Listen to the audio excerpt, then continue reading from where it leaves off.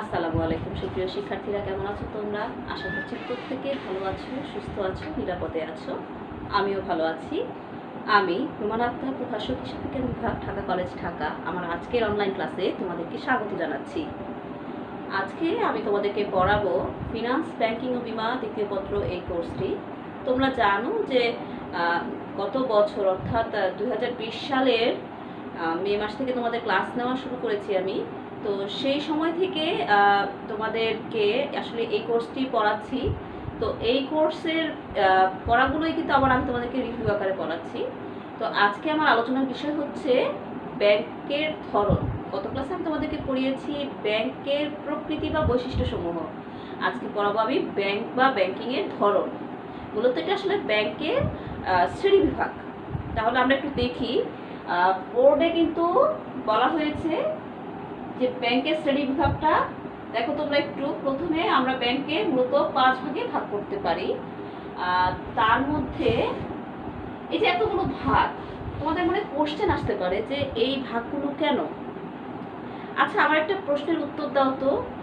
আমরা কি দাঁতের ডাক্তারের কাছে চোখ দেখাতে যাই? যাই না। আবার যার কাছে চোখ দেখাতে যাই তার কাছে কিন্তু পেটের সমস্যা নিয়ে যাই না, তাই না? তার মানে প্রত্যেকটা বিষয়, বিশেষ করে চিকিৎসার ক্ষেত্রে প্রত্যেকটা বিষয় যেমন আলাদা আলাদাভাবে ভাগ করা হয়েছে এবং সেখানে চিকিৎসকরা বিভিন্ন বডির বিভিন্ন পার্টের উপর কিন্তু আলাদাভাবে ডিগ্রি গ্রহণ করে। তো ব্যাংকের বিষয়টাও আসলে অনেকটা এরকম যে ব্যাংকের প্রত্যেকটা বৈশিষ্ট্যের উপর ভিত্তি করে কিন্তু ব্যাংকগুলোর শ্রেণীবিভাগ করা হয়েছে। আমি যখন এই ভাগগুলোকে পড়াবো, অর্থাৎ এই পার্টগুলোকে ব্যাংক কত শ্রেণীতে ভাগ করা হয়েছে সেই ভাগগুলোকে যখন পড়াবো তোমরা আসলে বুঝতে পারবে আমি তোমাদেরকে কি বোঝাতে চাচ্ছি। তো শুরুতে আমরা ব্যাংকে ভাগ করছি বললাম যেটা 5 ভাগে। তার মধ্যে প্রথম হচ্ছে মালিকানার ভিত্তিতে।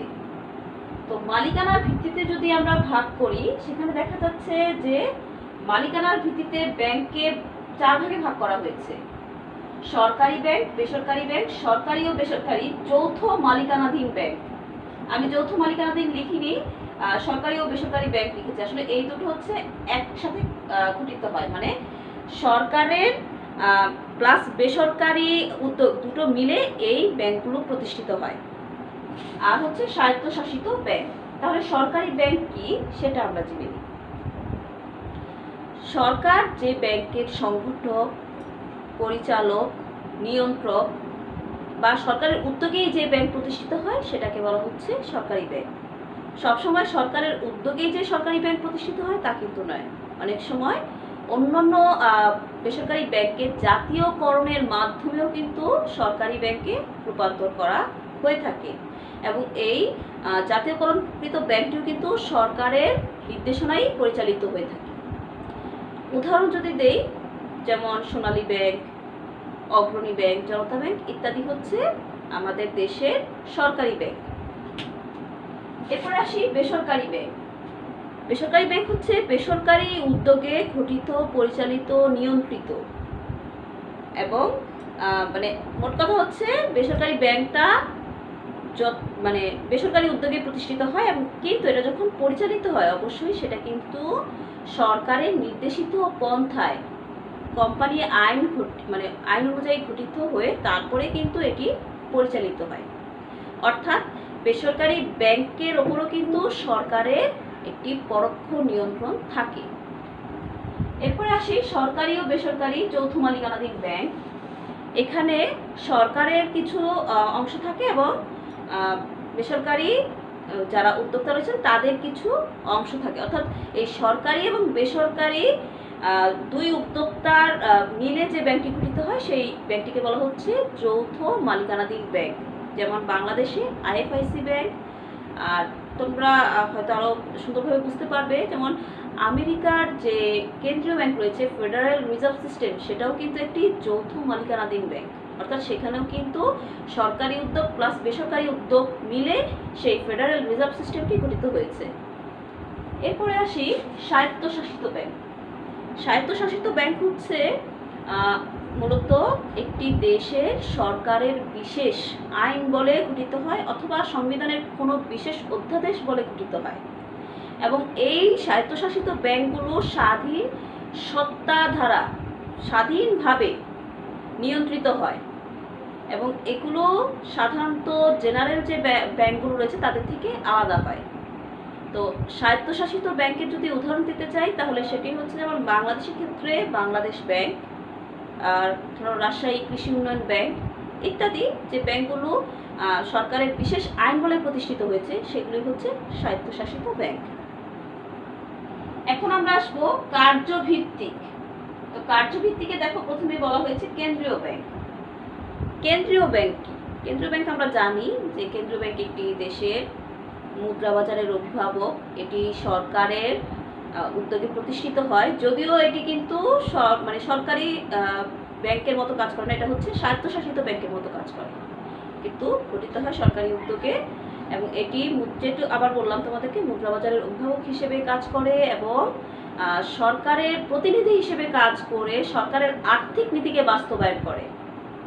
এটি অবশ্যই একটি এক ও অনন্য ব্যাংক। এখানে এক ও অনন্য মানে কি? এখানে প্রত্যেকটা স্বাধীন দেশে অবশ্যই একটি কেন্দ্রীয় ব্যাংক থাকে, সেজন্য বলা হচ্ছে এটি একটা দেশে একটি কেন্দ্রীয় ব্যাংক থাকে। এবং অনন্য হচ্ছে যে অন্যান্য ব্যাংকের মতো এই ব্যাংক সাধারণ বাণিজ্যিক কার্যক্রম করে না, সেজন্য এটি অনন্য ব্যাংক। তো এই এক ও অনন্য ব্যাংক হিসেবে এটি প্রতিষ্ঠিত হয় এবং এটি অবশ্যই সরকারের হয়ে মুদ্রা বাজারকে নিয়ন্ত্রণ করে, প্লাস যখন অন্যান্য বাণিজ্যিক ব্যাংকগুলো সমস্যায় পড়ে তখন তাদের অভিভাবক হিসেবে কাজ করে, ঋণের শেষ আশ্রয়স্থল হিসেবে কাজ করে। তাই এটিকে একটি দেশের কেন্দ্রীয় ব্যাংক বলা হয়। এবং এই কেন্দ্রীয় ব্যাংকের যদি উদাহরণ দিতে যাই তাহলে বাংলাদেশের ক্ষেত্রে কিন্তু কেন্দ্রীয় ব্যাংক কি? বাংলাদেশ ব্যাংক। আর আমেরিকাটা তো একটু আগেই বললাম, federal reserve system. Bank of ইংল্যান্ডের কেন্দ্রীয় ব্যাংক। আমরা অবশ্য কেন্দ্রীয় ব্যাংকের আলাদা একটি চ্যাপ্টার তোমাদেরকে পড়াবো। তো আজকে এইটুকুই পড়ালাম কেন্দ্রীয় ব্যাংক সম্পর্কে। এরপরে আসি বাণিজ্যিক ব্যাংক।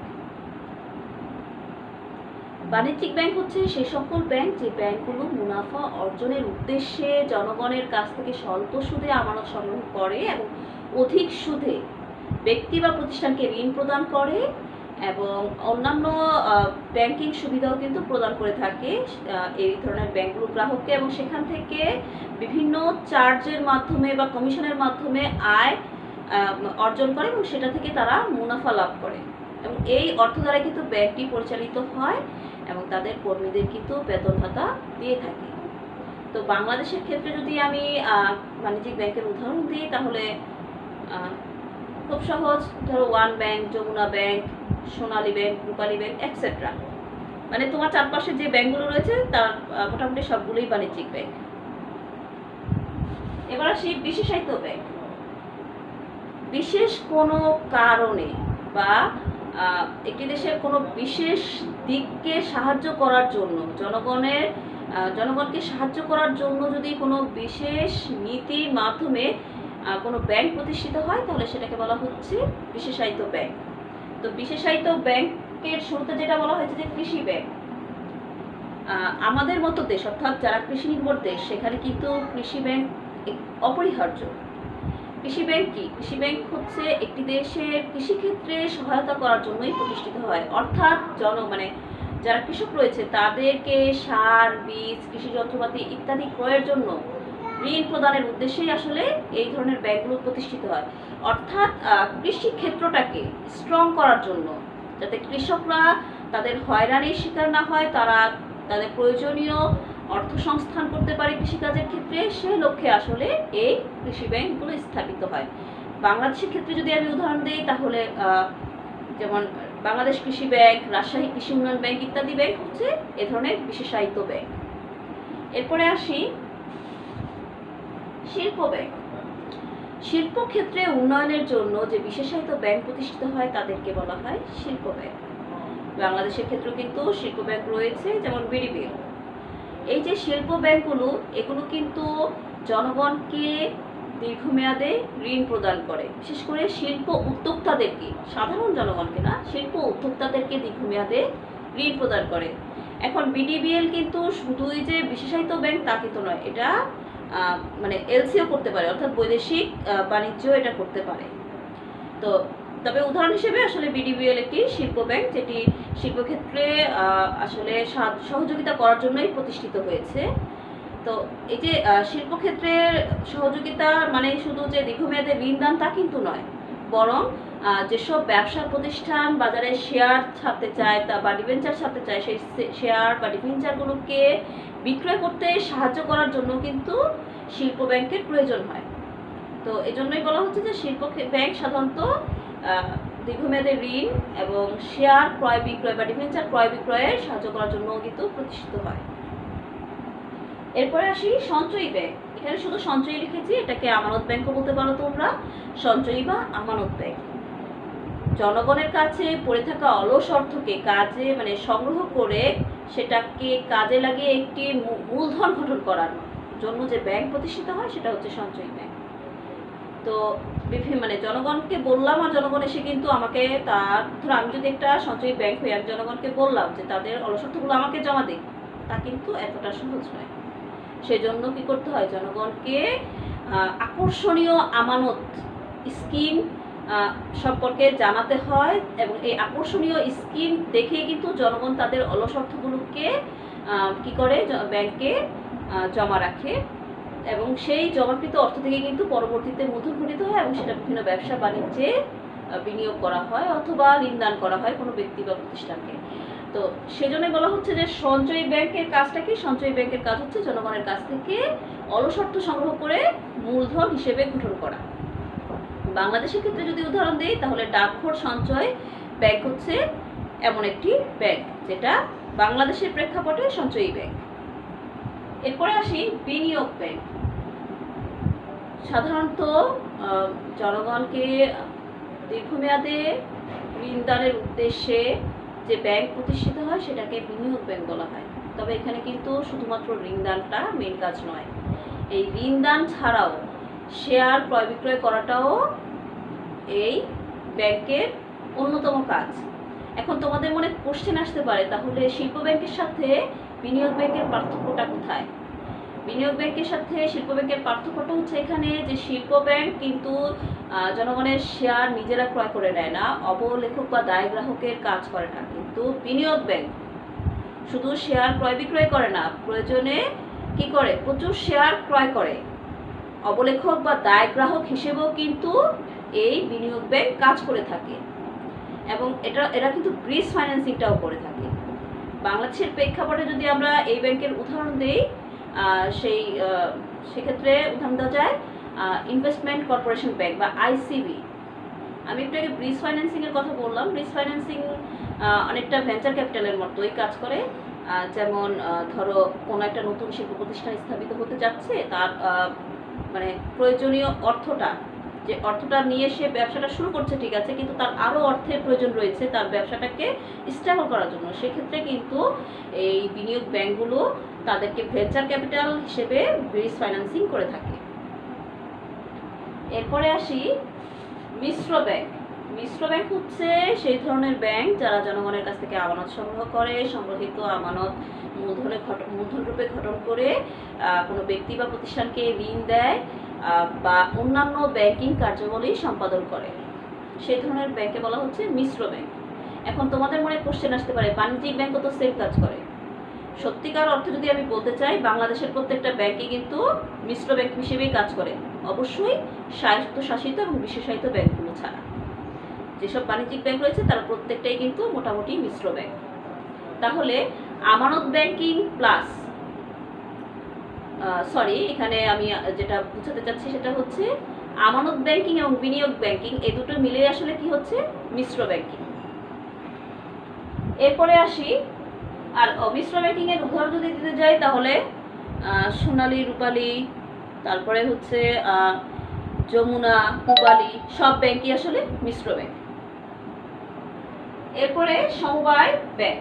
সমবায় ব্যাংক মূলত সমবায় আইন দ্বারা প্রতিষ্ঠিত হয় এবং এটি শুধুমাত্র যে সমবায় সমিতির সদস্য যারা রয়েছে তাদের কাছ থেকেই কিন্তু আমানত সংগ্রহ করে এবং তাদেরকেই ঋণ দেয়। এরা বাইরের কোনো গ্রাহককে ঋণ দেয় না বা তাদের কাছ থেকে আমানত সংগ্রহ করে না। আর এই যে সমবায় যে ব্যাংকগুলো প্রতিষ্ঠিত হয়, এই প্রতিষ্ঠিত ব্যাংকগুলোর উদ্দেশ্য কিন্তু মুনাফা অর্জন নয়, বরং যারা সমিতির সদস্য রয়েছে তাদের উপকার করা। তো এই জন্যই আসলে সমবায় ব্যাংক একটি বিশেষায়িত ব্যাংক।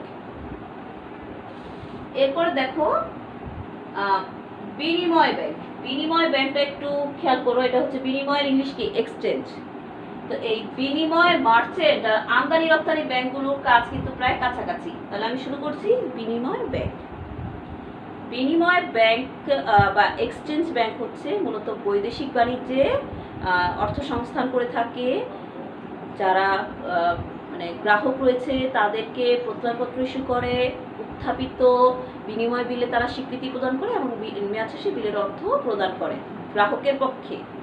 আর এছাড়া এই বিনিময় ব্যাংকগুলো কি করে, যে তারা বিভিন্ন যে বৈদেশিক বাণিজ্যের লেনদেনগুলো রয়েছে সেগুলোর নিষ্পত্তি করে, বিনিময় হার নির্ধারণ করে বা বিনিময় হার নির্ধারণ করতে কেন্দ্রীয় ব্যাংককে সাহায্য করে।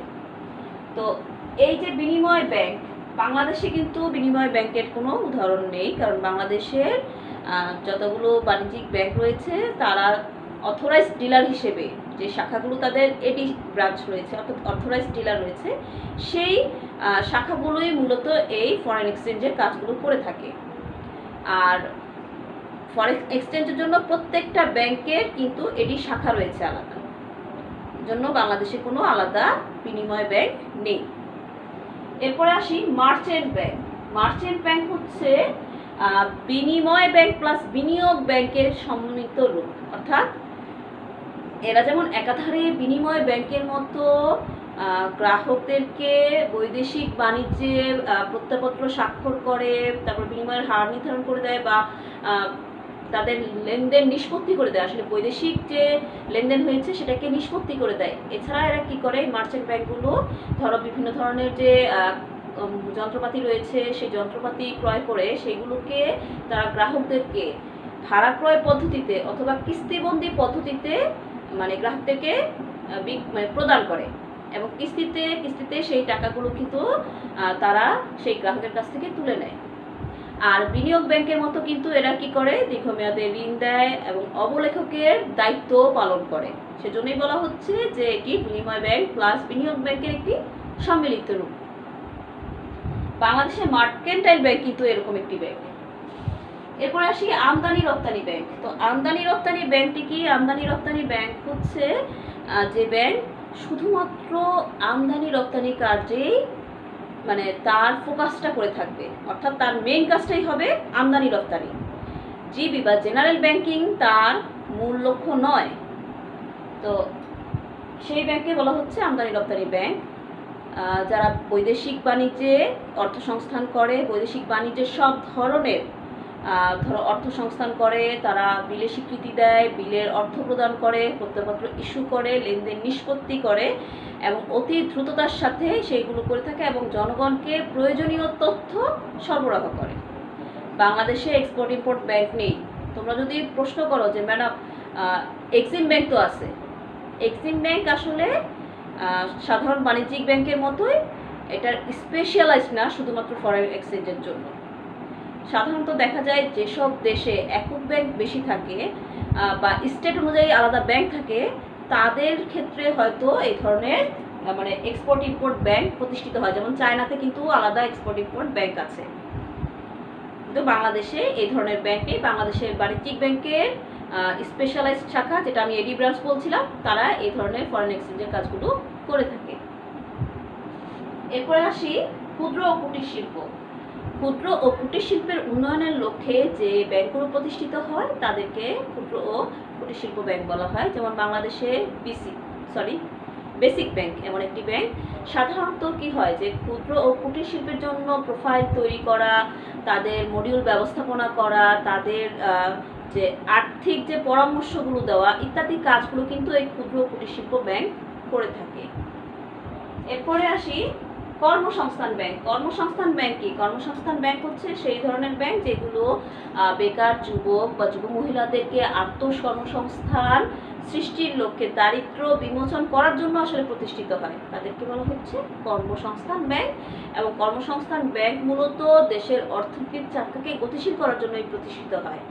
তো বাংলাদেশের ক্ষেত্রে কর্মসংস্থান ব্যাংক হলো এমন একটি ব্যাংক, অর্থাৎ এটি একটি বিশেষায়িত ব্যাংক। এবার আসি গৃহসংস্থান ব্যাংক। গৃহসংস্থান ব্যাংক কি? গৃহসংস্থান ব্যাংক হচ্ছে, দেখো শহুরে জীবনে তোমরা যারা শহরে বাস করো বা আমরা যারা শহরে থাকি, আমাদের কিন্তু খেলার পর্যাপ্ত মাঠ নেই, তাই না? ছায়া ঘেরা পথ নেই। এর প্রধান কারণ হচ্ছে তীব্র আবাসন সংকট এবং অপরিকল্পিত আবাসন ব্যবস্থা। তো এই যে তীব্র মানে আবাসন সংকটকে দূর করার জন্য মূলত এই ধরনের ব্যাংকগুলো প্রতিষ্ঠিত হয়, যারা বাড়ি নির্মাণ, ফ্ল্যাট ক্রয় বা বাড়ি সংস্কার ইত্যাদি ক্ষেত্রে ঋণ দান করে। মূলত মানে এই যে হোম লোন দেওয়ার জন্য যেই ব্যাংকগুলো প্রতিষ্ঠিত হয় তাদেরকে কিন্তু এই গৃহসংস্থান ব্যাংক বলা হয়। বাংলাদেশের ক্ষেত্রে কি হাউস বিল্ডিং ফাইন্যান্স কর্পোরেশন এমন একটি ব্যাংক। ভোক্তা ব্যাংক। ভোক্তা ব্যাংক কি? কোনো ভোক্তার জন্য প্রয়োজনীয় সামগ্রী সরবরাহ করার উদ্দেশ্যে যে ঋণ প্রদান করে বা এই লক্ষ্যে যে ব্যাংকগুলো প্রতিষ্ঠিত হয় তাদেরকে ভোক্তা ব্যাংক বলা হয়। ভোক্তা ব্যাংক সাধারণত বড় বড় যেসব পণ্য রয়েছে যেগুলো ক্রয় করতে আসলে অনেক পরিমাণ অর্থের প্রয়োজন হয়, সেক্ষেত্রে এই ব্যাংকগুলো ফাইন্যান্স করে।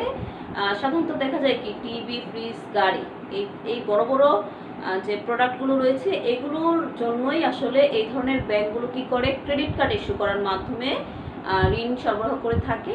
বাংলাদেশে কিন্তু কোনো ধরনের ভোক্তা ব্যাংক নেই।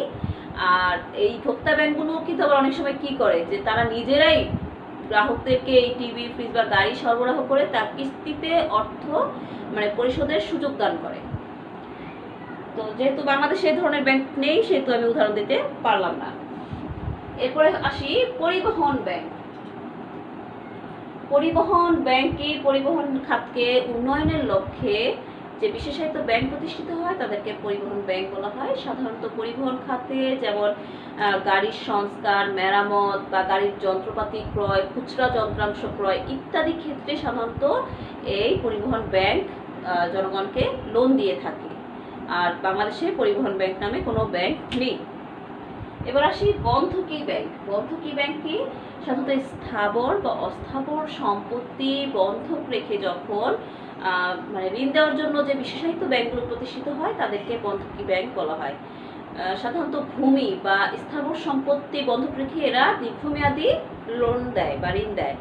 আর যখন এরা অস্থাবর সম্পত্তি বন্ধক রাখে, যেমন ধরো কোনো সিকিউরিটিজ বা কোনো শেয়ার সার্টিফিকেট ইত্যাদি যদি তারা বন্ধক রাখে তাহলে সেক্ষেত্রে তারা স্বল্পমেয়াদী ঋণ দেয়। এরপরে দেখো গ্রামীণ ব্যাংক। গ্রামীণ ব্যাংক হচ্ছে মূলত গ্রামের জনগণকে ক্ষুদ্র ক্ষুদ্র ঋণ সহায়তা প্রদানের উদ্দেশ্যে যে বিশেষায়িত ব্যাংক প্রতিষ্ঠিত হয় তাদেরকে বলা হচ্ছে। সাধারণত গ্রামীণ অঞ্চলে বিনা জামানতে ঋণ প্রদান করা হয়। এ লক্ষ্যে দেখা যায় কি যে কিছু সংখ্যক সদস্য নিজেরা মিলে একটি দল গঠন করে এবং তারা সেই দল থেকে নিজেরাই কি করে, আবার সপ্তাহের যে চাঁদার পরিমাণ সেটা তোলে বা জমার পরিমাণ, চাঁদা নয় সেখানে জমা হবে, সপ্তাহে জমার পরিমাণটা তোলে প্রত্যেক সদস্যের কাছ থেকে এবং সেটা জমা করে। এবং যখন অনেকটা অর্থ জমে যায় তখন কিন্তু আবার সেই অর্থ থেকেই ঋণ প্রদান করে এবং এক্ষেত্রে কিন্তু কোনো জামানত নেওয়া হয় না। তবে এখানে কিন্তু সুদের হারটা বেশ চড়া। বাংলাদেশের ক্ষেত্রে তোমরা জানো যে ডক্টর ইউনূস এই গ্রামীণ ব্যাংকটি প্রতিষ্ঠিত করেছেন। তিনি একজন নোবেল বিজয়ী অর্থনীতিবিদ। এরপরে আসি অন্যান্য ব্যাংক। অন্যান্য ব্যাংকের মধ্যে দেখো বলা হয়েছে দেশীয় ব্যাংক। দেশীয় ব্যাংক কিন্তু কোনো ব্যাংকিং প্রতিষ্ঠান না, এটা আসলে বোঝানো হয়েছে যে প্রাচীনকাল থেকে যে মহাজন বা বণিক শ্রেণীর লোক যারা চড়া সুদে ঋণ প্রদান করত জনগণের মাঝে, তাদের সেই ব্যবস্থাটা এখন আধুনিক যুগেও প্রচলিত রয়েছে। সেই ব্যবস্থাটাকেই আসলে এখানে দেশীয় ব্যাংক বলা হচ্ছে। এখানে হয়তো তুমি কোনো ধরনের শাখা ব্যাংকিং পাবা না, হয়তো কোনো মহাজন বা বণিক বা বেনিয়া শ্রেণী নিজেদের যে প্রতিষ্ঠান রয়েছে সেখান থেকে তারা হয়তো এই চড়া সুদের ঋণ দেওয়ার কাজটি সম্পাদন করে এবং এক্ষেত্রে কিন্তু তারা কোনো ব্যক্তি বা অন্য কোনো ব্যক্তির কাছ থেকে বা জনগণের কাছ থেকে আমানত সংগ্রহ করে না, তারা নিজস্ব যে মূলধন রয়েছে সেটা থেকেই কিন্তু তারা ঋণ প্রদান করে এবং তারা যেহেতু চড়া সুদে ঋণ দেয় সেহেতু তারা কিন্তু অনেক লাভবানও হয়। তো তো এটাই বলা হচ্ছে। এবং এই দেশীয় ব্যাংক কিন্তু বাংলাদেশেও রয়েছে। আন্তর্জাতিক ব্যাংক, আন্তর্জাতিক ব্যাংকটা কি? আন্তর্জাতিক পরিমণ্ডলে যখন কোনো ব্যাংক স্থাপিত হয় সেটাকে আন্তর্জাতিক ব্যাংক বলা হয়। যেমন জাতিসংঘ বা কোনো আন্তর্জাতিক প্রতিষ্ঠান যখন ব্যাংক মানে এই সদস্য দেশগুলোর জন্য ব্যাংক স্থাপন করে তাকে বলা হচ্ছে আন্তর্জাতিক ব্যাংক। যেমন বিশ্ব ব্যাংক, যেটি প্রত্যেকটি সদস্য দেশকে তাদের বিপদে আপদে ঋণ দিয়ে থাকে, সেজন্য বিশ্ব ব্যাংক একটি আন্তর্জাতিক ব্যাংক। এরপরে হচ্ছে কি গোষ্ঠী উন্নয়ন ব্যাংক। গোষ্ঠী উন্নয়ন মানে কি? কোনো ব্যাংক যদি তার সমাজ, গোষ্ঠী বা সম্প্রদায়ের জন্য মানে তাদেরকে অর্থনৈতিক সহায়তা দেওয়ার জন্য প্রতিষ্ঠিত হয় তাহলে সেটাকে বলা হচ্ছে গোষ্ঠী উন্নয়ন ব্যাংক। যেমন আনসার ভিডিপি ব্যাংক, এটা একটি গোষ্ঠী উন্নয়ন ব্যাংক। এরপরে আসি আঞ্চলিক ব্যাংক। আঞ্চলিক ব্যাংক কি? কোনো অঞ্চলের মানে বিশেষ কোনো অঞ্চলের জনগণকে আর্থিক সহায়তা দেওয়ার জন্য যদি কোনো ব্যাংক গঠিত হয় তাহলে সেটাকে আঞ্চলিক ব্যাংক বলে। যেমন এডিবি, এশীয় উন্নয়ন ব্যাংক। এশীয় উন্নয়ন ব্যাংক এটি কিন্তু তার সদস্য দেশগুলোকে প্রয়োজনীয় খাতে ঋণ প্রদান করে, বিভিন্ন প্রকল্পে ঋণ প্রদান করে এবং সেখান থেকে খুব স্বল্প পরিমাণ সুদ গ্রহণ করে। এটার মাধ্যমে আসলে ব্যাংকটা তার কার্যক্রম পরিচালনা করে এবং এখানে কিন্তু ডোনার্স থাকে যারা এখানে অর্থ সহায়তা দিয়ে থাকে। তো এই ছিল আমার কার্যভিত্তিক ব্যাংক। এবার আসি সংগঠন কাঠামোর ভিত্তিতে ব্যাংক। দেখো, সংগঠন কাঠামোর ভিত্তিতে ব্যাংক হচ্ছে একক ব্যাংক। একক ব্যাংক কি? যে ব্যাংক শুধুমাত্র একটি অফিসের মাধ্যমে তার সমস্ত ব্যাংকিং কার্যাবলী সম্পাদন করে তাকে বলা হচ্ছে একক ব্যাংক। এবং একক ব্যাংকের অন্য কোথাও কোনো শাখা থাকে না, সেটা একটি মাত্র অফিসের মাধ্যমে কিন্তু তার কার্যাবলী সম্পাদন করে থাকে।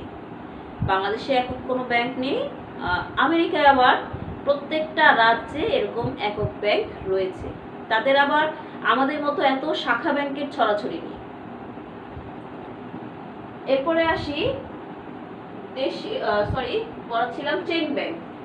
একক ব্যাংকের পর চেইন ব্যাংক। চেইন ব্যাংক কি? চেইন ব্যাংক হচ্ছে যখন কতিপয় সমশ্রেণীর ব্যাংক মিলে স্বাধীন সত্তা বজায় রেখে সমঝোতা ও সহযোগিতার ভিত্তিতে কোনো ব্যাংক প্রতিষ্ঠা করে সেটাকে বলা হচ্ছে চেইন ব্যাংক। তো এই চেইন ব্যাংকের সাধারণত কি হয়? হয়তো কোনো একই পরিবারের সদস্যদের দ্বারা তৈরি হয় অথবা সমমনা ব্যক্তিদের সমন্বয়ে প্রতিষ্ঠিত হয়। আমি যদি চেইন ব্যাংকের একটি উদাহরণ দেই তাহলে বলতে পারি, যেমন ভারতে আছে, বাংলাদেশে যেহেতু চেইন ব্যাংক নেই, ভারতের একটি উদাহরণ দেই। কারুর ভাইসা আর হচ্ছে লক্ষ্মী বিলাস, এই দুটো ব্যাংক কিন্তু মানে এই দুটো ব্যাংকিং প্রতিষ্ঠান তারা একই প্লেসে তাদের মানে ব্যাংকিং ব্যবসাটাকে পরিচালনা করে। তাদের কমন ডিরেক্টররা কিন্তু তাদের জন্য সমশ্রেণীর ব্যাংকিং পলিসি তৈরি করে। অর্থাৎ তারা সমশ্রেণীর ব্যাংক যারা পারস্পরিক সমঝোতা ও সহযোগিতার দ্বারা স্বাধীন সত্তা বজায় রেখে কিন্তু তারা তাদের ব্যাংকিং কার্যক্রম পরিচালনা করছেন, এজন্য তাদেরকে বলা হচ্ছে চেইন ব্যাংক।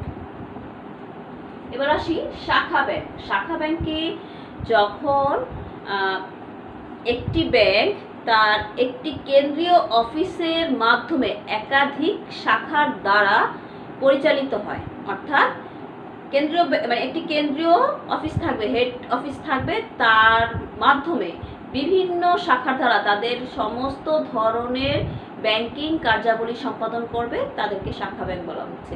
শাখা ব্যাংকের শাখা যে শুধু দেশের অভ্যন্তরেই থাকে তা কিন্তু নয়, এই শাখা বিদেশেও থাকতে পারে এবং এই শাখার মাধ্যমে তারা তাদের সমস্ত ধরনের ব্যাংকিং কার্যাবলী অর্থাৎ আমানত সংগ্রহ, ঋণদান, অর্থ স্থানান্তর, এলসি ওপেনিং, এলসি অ্যাডভাইজিং সব করতে পারে। তবে আমি এলসির কথাটা যেটা বললাম, প্রত্যয়পত্রের যে কথাটা, এটা কিন্তু অবশ্যই এডি ব্রাঞ্চ করবে, অর্থাৎ অথরাইজড ডিলার ব্রাঞ্চ বা ফরেন এক্সচেঞ্জে ব্রাঞ্চগুলো রয়েছে শুধুমাত্র তারাই করবে। এবং বাংলাদেশের মোটামুটি সব বাণিজ্যিক ব্যাংকগুলোই কি শাখা ব্যাংক। এরপরে আসি গ্রুপ ব্যাংক। গ্রুপ ব্যাংক হচ্ছে এমন একটি ব্যাংক যেখানে একটি বড় ব্যাংক বা বড় আর্থিক প্রতিষ্ঠান যেটা অন্যান্য ছোট অনেকগুলো ব্যাংকের অধিকাংশ শেয়ার ক্রয়ের মাধ্যমে তাদের নিয়ন্ত্রণ বা কর্তৃত্বভার গ্রহণ করে, অথবা একটি প্রতিষ্ঠান যে তার অনেকগুলো ছোট ছোট ব্যাংকের মাধ্যমে যে একটি ব্যাংক লাইন প্রতিষ্ঠা করে, সেটাকে বলা হচ্ছে গ্রুপ ব্যাংক। আমি উদাহরণ দিলে তোমরা ভালো বুঝতে পারবে। যেমন ভারতের উদাহরণ দিচ্ছি, যেহেতু বাংলাদেশে গ্রুপ ব্যাংক নেই, ভারতে আছে এসবিআই যে হোল্ডিং কোম্পানিটি রয়েছে, সেটি কিন্তু state Bank of Mysore, state Bank of indoor, state Bank of Hyderabad সহ আরও 2-3টি ব্যাংকের অধিকাংশ শেয়ার ক্রয়ের মাধ্যমে তাদের একটি গ্রুপ ব্যাংক তৈরি করেছে। এবং এই গ্রুপ ব্যাংকে হোল্ডিং ব্যাংকটি হচ্ছে এসবিআই, আর সাবসিডিয়ারি ব্যাংকগুলো হচ্ছে, এই যে আমি উদাহরণ দিলাম তোমাদের, যে state Bank of Mysore, state Bank of indoor, state Bank of Hyderabad এবং আরও যে 3-4টি ব্যাংক রয়েছে, এই ব্যাংকগুলো হচ্ছে সাবসিডিয়ারি ব্যাংক। তাহলে গ্রুপ ব্যাংকের ক্ষেত্রে কি বোঝা গেল, যে এখানে একটি বড় আর্থিক প্রতিষ্ঠান থাকবে, যারা মানে এখানে বড় আর্থিক বলতে মূলত শক্তিশালী আর্থিক প্রতিষ্ঠানকে বোঝানো হচ্ছে, যারা অন্যান্য ছোট ছোট ব্যাংকের শেয়ার ক্রয় করে নেবে, অর্থাৎ অধিকাংশ শেয়ার ক্রয় করে তাদের যে কর্তৃত্বভার গ্রহণ করা, ইংরেজিতে যেটাকে বলা হয় টেক ওভার করা, এই টেক ওভার করে নেবে এবং তারা একটি গ্রুপ অনুযায়ী কাজ করবে। অর্থাৎ ওই হোল্ডিং কোম্পানির আন্ডারে এই যে ছোট ছোট ব্যাংকগুলো রয়েছে, এরা সাবসিডিয়ারি ব্যাংক হিসেবে থাকবে এবং তারা একত্রে গ্রুপ ব্যাংক হিসেবে কাজ করবে। এরপরে আসি তালিকাভুক্তির ভিত্তিতে। তো তালিকাভুক্তির ভিত্তিতে আসলে খুব সহজ, তোমরাও জানো যে তালিকাভুক্তির ভিত্তিতে ব্যাংক হচ্ছে 2 ধরনের, একটা তালিকাভুক্ত ব্যাংক, একটা অতালিকাভুক্ত ব্যাংক। তালিকাভুক্ত ব্যাংক কারা? যারা সরকারের নির্দেশনা মেনে সরকারের সংরক্ষিত তালিকায় অন্তর্ভুক্ত থেকে ব্যাংকিং কার্যক্রম পরিচালনা করে, তাদেরকে তালিকাভুক্ত ব্যাংক বলা হয়।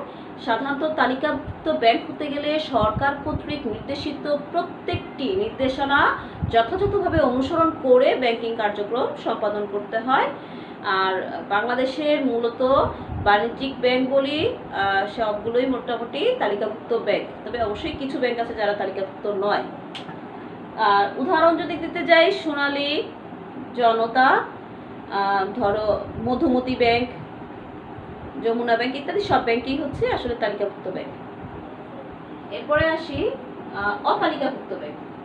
অতালিকাভুক্ত ব্যাংক হচ্ছে যারা সরকারের নির্দেশনা মেনে সরকারের সংরক্ষিত তালিকায়, মানে নির্দেশনা মেনে কি আসলে সরকারের যে শর্তগুলো রয়েছে সেই শর্তগুলো পূরণ করে সরকারের সংরক্ষিত তালিকায় লিপিবদ্ধ না হয়ে বা অন্তর্ভুক্ত না হয়ে যারা ব্যাংকিং কার্যক্রম পরিচালনা করে, এরা সরকার কর্তৃক প্রদত্ত সুবিধাগুলো ভোগ করে না। এই ধরনের ব্যাংকগুলোকে বলা হচ্ছে তালিকাভুক্ত ব্যাংক। তো এই ধরনের তালিকাভুক্ত ব্যাংকের উদাহরণ যদি দিতে চাই, তাহলে যেমন আনসার ভিডিপি ব্যাংক, এটি একটি অতালিকাভুক্ত ব্যাংক। আর ইদানিং একটি নোটিশ জারি হয়েছে, সেটি হচ্ছে যে সমবায় যে ব্যাংক রয়েছে তারা ব্যাংক শব্দটি ব্যবহার করে, কিন্তু তারা তো তালিকাভুক্ত ব্যাংক না, সমবায় ব্যাংকগুলো কিন্তু অতালিকাভুক্ত ব্যাংক।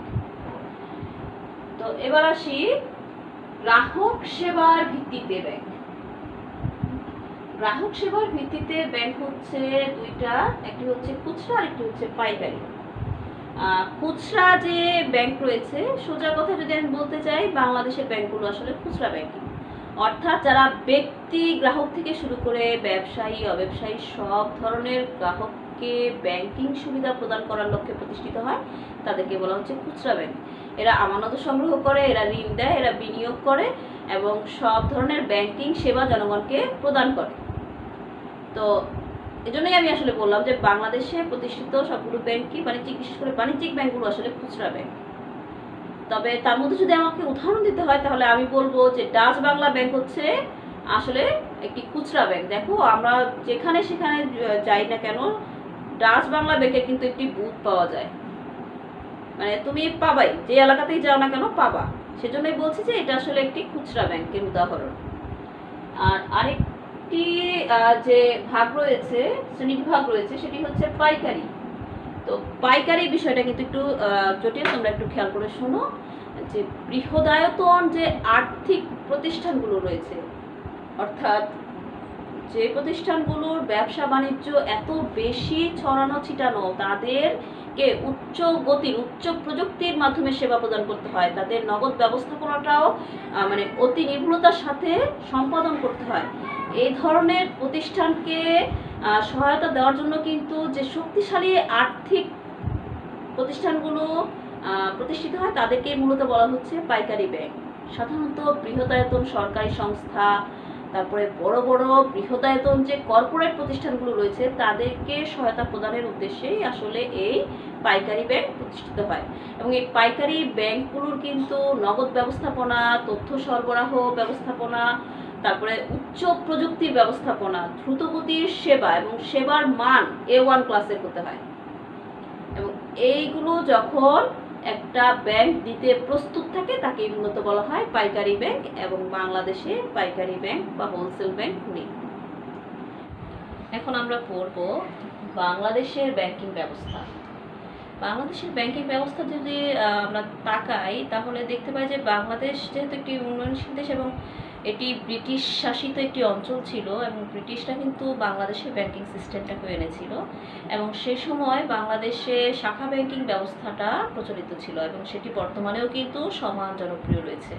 অর্থাৎ বাংলাদেশের যে ব্যাংকগুলো রয়েছে তারা বিভিন্ন দেশ বিদেশে শাখা বিস্তারের মাধ্যমে বা শাখা মাধ্যমে তাদের ব্যাংকিং কার্যক্রমগুলো পরিচালনা করছে।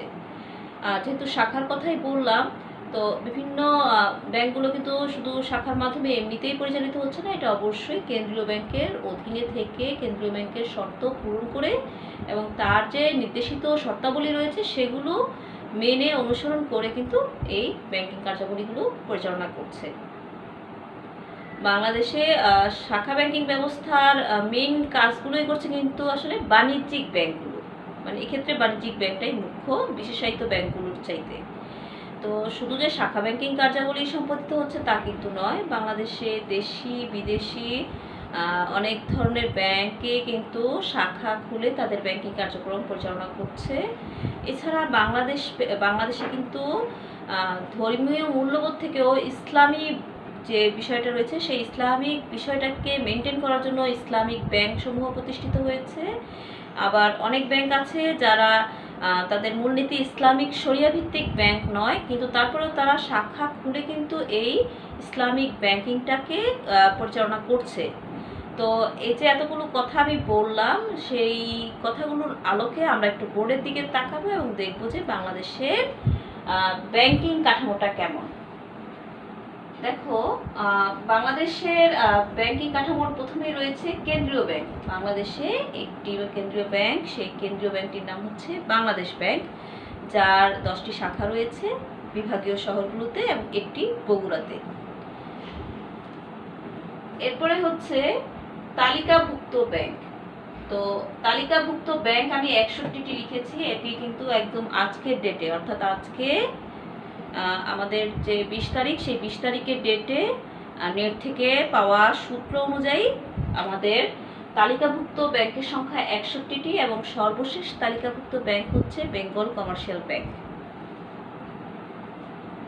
এরপরে দেখি আমরা যে এই তালিকাভুক্ত ব্যাংক যে 61টি রয়েছে তার মধ্যে আবার ভাগ আছে। কিভাবে ভাগ আছে দেখো, সরকারি ব্যাংক 6টি, সরকারি বিশেষায়িত ব্যাংক 2টি, দুইটি না 3টি হবে।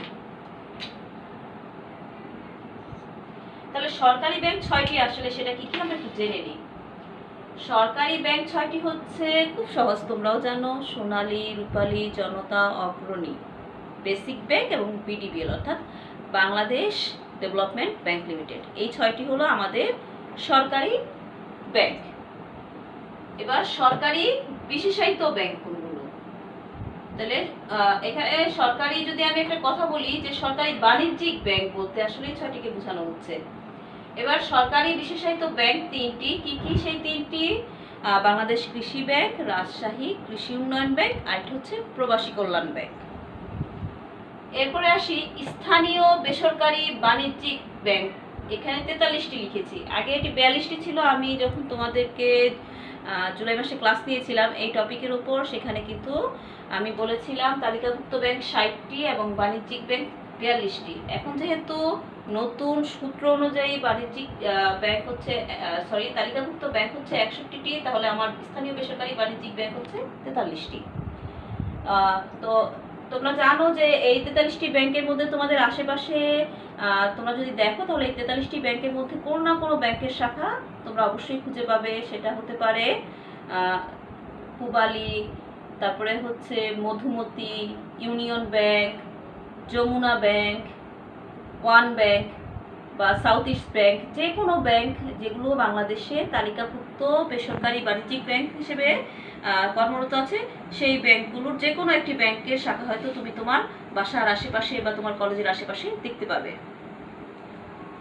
এবার দেখো বিদেশি বাণিজ্যিক ব্যাংক 9টি। তো এই বিদেশি বাণিজ্যিক ব্যাংক 9টি আবার কি কি, আমরা একটু নিচে পড়ি, যেখানে সাধারণ বাণিজ্যিক ব্যাংক রয়েছে সেখানে এটা আলোচনা করে দিচ্ছি। এখন দেখো যে স্থানীয় যে বেসরকারি বাণিজ্যিক ব্যাংক 43টি রয়েছে, এই 43টির মধ্যে আবার ভাগ রয়েছে। ভাগ কি কি রয়েছে? সাধারণ বাণিজ্যিক ব্যাংক। সাধারণ বাণিজ্যিক ব্যাংক হচ্ছে তাহলে 35টি সাধারণ বাণিজ্যিক ব্যাংক।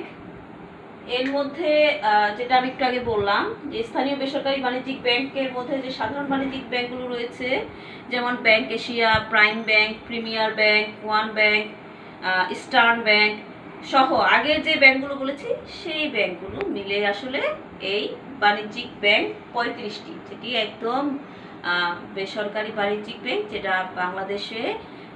বাংলাদেশ ব্যাংকের অধীনে তালিকাভুক্ত হয়ে পরিচালিত হচ্ছে। এরপরে আসি ইসলামী বাণিজ্যিক ব্যাংক 8টি। তো ইসলামী বাণিজ্যিক ব্যাংকগুলো কি কি? যেমন ইসলামী ব্যাংক লিমিটেড বা ইসলামী ব্যাংক বাংলাদেশ লিমিটেড, তারপরে হচ্ছে আল আরাফা ইসলামী ব্যাংক, ইউনিয়ন ব্যাংক, SIBL, তারপরে হচ্ছে ICB ইসলামী ব্যাংক ইত্যাদি 8টি ব্যাংক রয়েছে বাংলাদেশে।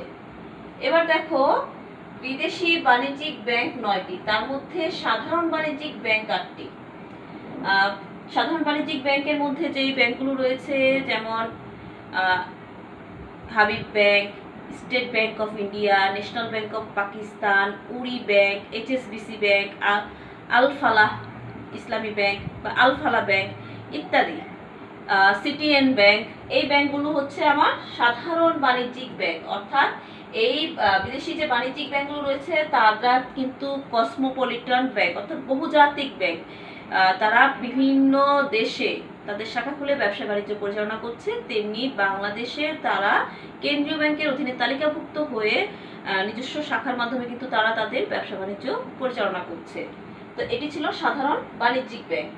এবার দেখি ইসলামী বাণিজ্যিক ব্যাংক কোনটি। ইসলামী বাণিজ্যিক ব্যাংক যেটি বললাম আল ফালাহ ব্যাংক, সেটি হচ্ছে ইসলামী বাণিজ্যিক ব্যাংক।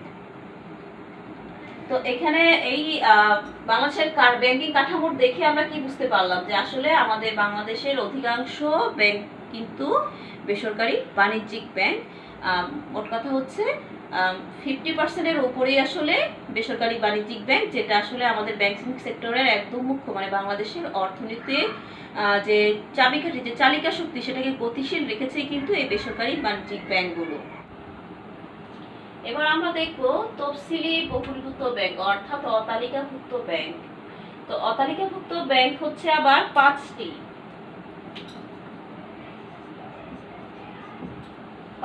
সেই 5টি ব্যাংক কি কি? যেমন গ্রামীণ ব্যাংক, তারপরে হচ্ছে আনসার ভিডিবি ব্যাংক, কর্মসংস্থান ব্যাংক, পল্লী সঞ্চয় ব্যাংক, আর এটি হচ্ছে জুবিলি ব্যাংক। তো তোমাদের মনে কোশ্চেন থাকতে পারে যে সমবায় ব্যাংক, যে মানে বাংলাদেশ সমবায় ব্যাংক লিমিটেড যেটা অতালিকাভুক্ত ব্যাংক হিসেবে রয়েছিল, সেটা কেন আমি বললাম না? আসলে বাংলাদেশ ব্যাংকের একটি নির্দেশনা মোতাবেক সে সমবায় ব্যাংক রয়েছে, সেটি ব্যাংক শব্দটি বাদ দেওয়ার জন্য বলা হয়েছে। তো এই বিষয়টি আসলে গুরুত্বের সাথে নিয়েই আমি এই কথা, মানে এই ব্যাংকটির নাম এখানে তোমাদেরকে বললাম না। তো আমি আশা করছি তোমরা আমার ক্লাসটি বুঝতে পেরেছো। তো নেক্সট ক্লাস পর্যন্ত তোমরা প্রত্যেকে ভালো থাকো, সুস্থ থাকো, নিরাপদে থাকো। তোমাদের সকলকে ধন্যবাদ। আল্লাহ হাফেজ।